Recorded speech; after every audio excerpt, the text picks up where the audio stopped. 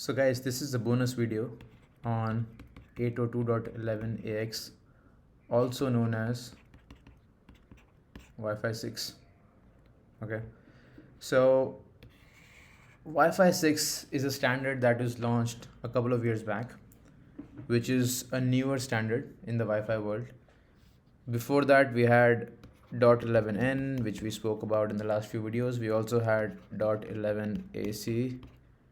After that, this was called Wi-Fi 4, this was called Wi-Fi 5, and .11ax is known as Wi-Fi 6. The reason why we brought or launched .11n was because we wanted high throughput, right? We wanted more speed, we wanted more bandwidth, we wanted more throughput for the clients, and even that was not enough for us. So we got something called .11ac, which was called very high throughput. We went all the way up to 3.4 gigs of data rate in this. But when Wi-Fi 6 was being launched, or it was being worked on, the idea was not to get more speed. The idea was to make sure the traffic is handled better. With .11n, in .11abg, we had a single highway. In .11n, we formed a bigger highway, right? This is 20 megahertz of width. This was 40 megahertz of width, for example.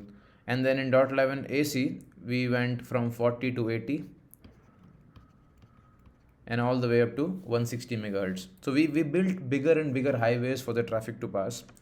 But what we did not do was, we wanted to now make sure that the traffic in those highways are handled well.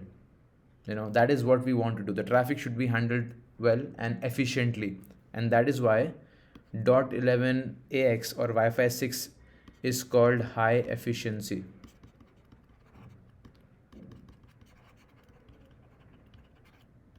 Okay, it is called high efficiency, not very very high throughput, but high efficiency.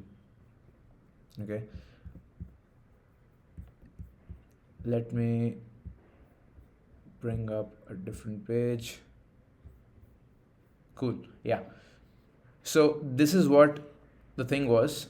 Wi-Fi 6 is called high efficiency. It doesn't mean that the Wi-Fi 6 is not increasing the speed for us. It is increasing the speed, also increasing the data rate, but not to an extent that we say that is why the standard was launched. There are a lot of new features which were introduced in .11ax, but before we go to those features, we need to discuss about the problems that we are facing in the Wi-Fi world regularly. We know that data rate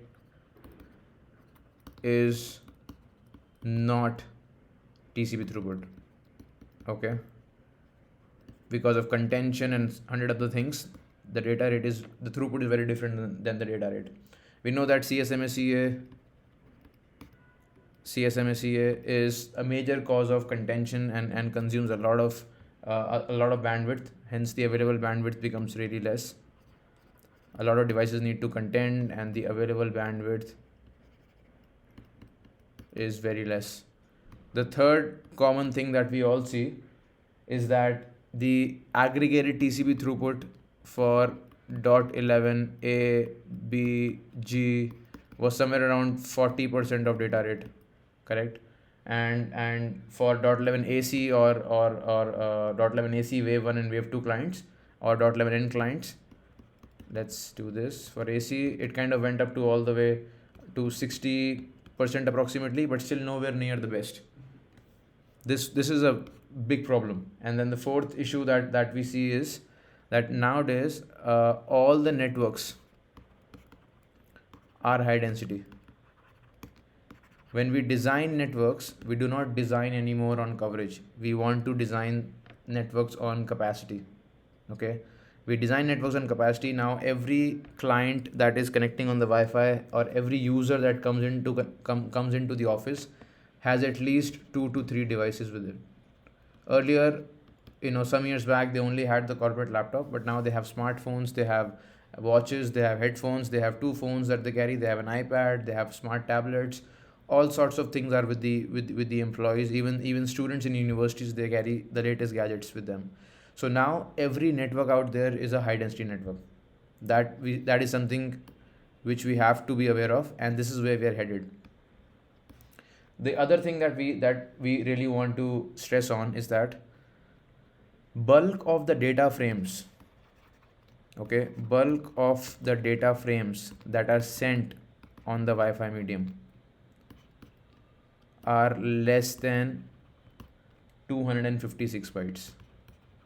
Just imagine the MTU was set to 1500 by TCP/IP, but the data frames that are sent, bulk of them are less than 256 bytes. I would say approximately 75% to 80% of the data frames are less than 256 bytes. Now, these are some real concerns in the Wi-Fi world, and always, these are always there till .11 AX was found. So in AX, we are trying to better manage the traffic that we have. Okay, we're not trying to build bigger highways. We're not trying to, change the channel width to more than 160. Not at all. We're trying to make sure whatever traffic we have in this channel width of 80, 160, 40 or 20, we are handling it better. Earlier, let's say the traffic was disarrayed like this. People are going in all directions. What we did with .11 AX is we made sure traffic is going properly in queues, and there are some mechanisms which we will introduce in .11 AX, which we will talk about, that made life easy for the wireless traffic. So the intention is to make sure not the maximum data rate increase, but we want to make sure that the average throughput per user is going approximately 4 times. That is the target for .11 AX protocol. The maximum data rate is not going to change much. Yes, there is an increase there as well because of the modulation. We'll talk about that in the next video. But the idea and the target for us is to increase the average throughput per user, which means every user on the ground, his life is getting better. He's getting more speed, he's getting more data rate, he's getting more throughput from the AP. That is what we're trying to do. And to do that, there are a lot of different features which are introduced in .11 AX, which we will talk about in the next video. Thank you.